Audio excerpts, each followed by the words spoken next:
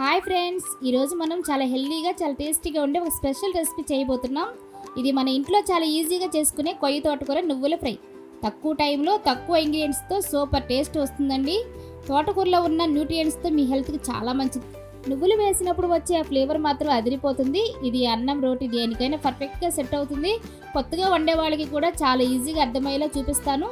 ఒక్కసారి ఇలా ట్రై చేస్తే మళ్ళీ మళ్ళీ చేయాలనిపిస్తే మరి లేట్ చేయకుండా రెసిపీని స్టార్ట్ చేద్దాం రండి.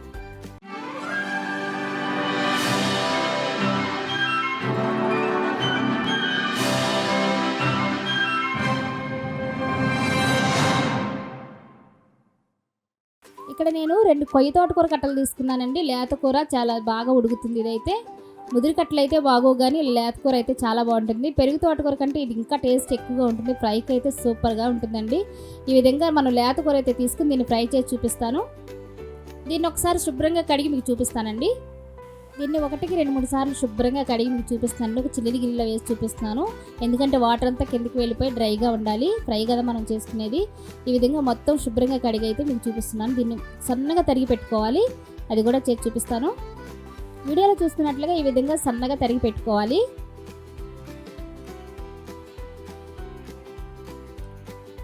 ఇప్పుడు తరిగిన తోటకూరని పక్కన పెట్టుకుని స్టవ్ వెలిగించుకుని ఒక ప్యాన్ పెట్టుకుని అందులోనికి ఒక అరకప్పు పల్లీలు వేయించుకోవాలి.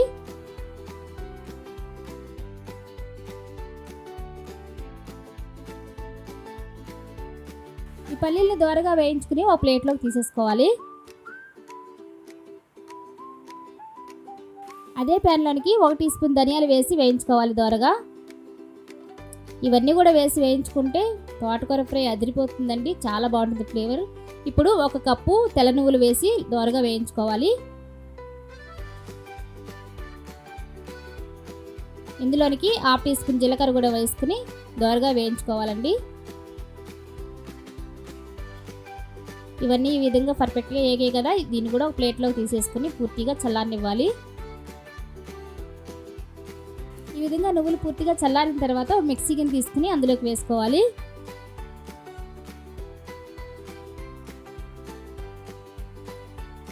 ఇందులోనికి 1 టీ స్పూన్ పుట్నాల పప్పు వేసుకుంటే టేస్ట్ బాగుంటుంది. ముందుగా ఫ్రై చేసుకున్నాం కదా, వేయించుకున్న పల్లీలు కూడా వేసి కచ్చాపచ్చిగా గ్రైండ్ చేసుకోవాలి.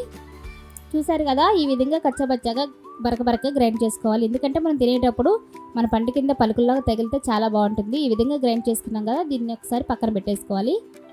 మరొకసారి స్టవ్ వెలిగించుకుని ప్యాన్ పెట్టుకుని అందులోనికి 1 కప్పు ఆయిల్ వేసుకోవాలి. ఎందుకంటే తోటకూర ఫ్రైలో మనం నువ్వుల పొడి వేస్తాం కదా, కొంచెం డ్రైగా అయిపోయే అవకాశం ఉంటుంది కదా, కొంచెం ఆయిల్ ఎక్కువే పడుతుంది, చూసి వేసుకోవాలి.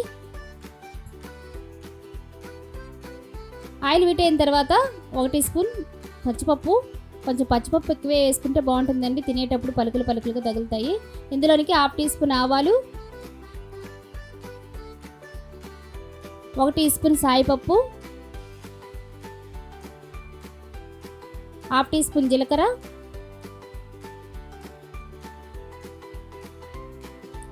4 ఎండుమిర్చి. ఈ తాలింపంతా ఒకసారి కలుపుకుంటూ వేయించుకోవాలి చక్కగా దోరగా. తాలింపు కొంచెం వేగిన తర్వాత ఇందులో కొద్దిగా కరివేపాకు వేసి వేయించుకోవాలి.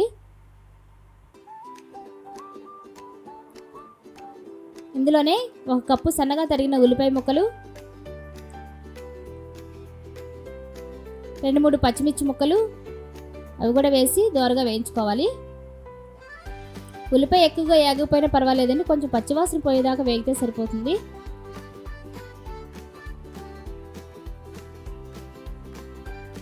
ఈ విధంగా వేయించుకున్న తాలింపులోనికి ముందుగా మనం కట్ చేసి పెట్టుకున్న తోటకూర అంతా కూడా ఇందులోకి వేసుకోవాలి. సగం వేసిన తర్వాత ఒకసారి పైన కిందకంటే తిప్పుకున్నాక మిగతాది కూడా వేసుకోవాలి. అంతా ఒకేసారి వేస్తే మొత్తం అంతా కలవదు కాబట్టి కొంచెం తోటకూర ఎక్కువగా కనిపిస్తుంది, కానీ అది ఉడికితే కొంచెమే అవుతుంది. కానీ మొదట్లో కొంచెం ఇబ్బందిగా అనిపిస్తుంది. ఈ విధంగా చేసుకోండి. ఈ విధంగా మొత్తం అంతా ఒకసారి పైకి కిందకి కలుపుకొని ఒకసారి మూత పెట్టి కొద్ది నిమిషాలు ఉడికించుకోవాలి.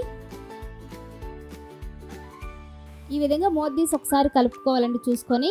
అంతా ఒకేసారి అలా మూత పెట్టి వదిలేస్తే మాడిపోతుంది. అడుగున వాటర్ అంతా కూడా ఎగిరిపోయి డ్రైగా అయిపోయేంత వరకు ఉంచుకుని అక్కడ నుంచి సిమ్లోనే మనం ఉడికించుకోవాలి. ఇదిగో కొద్దిగా ఉడికింది, అంతగా ఉడకలేదు కాబట్టి మళ్ళీ ఒక్కొక్కసారి అలా మూత పెట్టుకుంటూ తీసుకుంటూ తిప్పుకుంటూ ఉండాలి. ఇప్పుడు ఒకసారి మూత చూసుకున్నాక ఈ విధంగా అయితే ఉడికిందండి. ఇందులోనికి మనం కచ్చాపచ్చగా కొన్ని రెమ్మలు వెల్లుల్లిపాయ రెమ్మలు ఇలా కచ్చాపచ్చగా దంచుకుని వేసుకోవాలి. ఈ ఫ్లేవర్ అయితే ఈ కర్రీకి చాలా బాగుంటుంది వేపుడికి. ఈ విధంగా ఒక్కసారి అటు ఇటు తిప్పుకుని మరొకసారి మూత పెట్టి వేయించుకోవాలి. మరొకసారి మూత చూసుకున్నాక ఈ విధంగా అయితే ఫ్రై అయిపోయిందండి. ఈ విధంగా ఫ్రై అయితే చాలు, ఇంకా పర్ఫెక్ట్గానే వేగింది తోటకూర అంతా.